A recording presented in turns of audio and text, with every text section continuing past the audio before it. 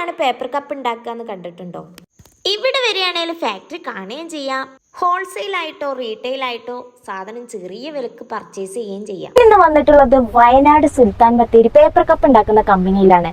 നിങ്ങൾ വയനാടുകാരാണോ? ഒട്ടും മിസ് ചെയ്യാണ്ട് ഈ വീഡിയോ മുഴുവനായിട്ട് കാണണം. ഇതിന്റെ ഡീറ്റെയിൽസും വർക്കിങ്ങും അറിയാൻ നമുക്ക് ഇതിന്റെ ഉള്ളിലോട്ട് പോയി നോക്കാം.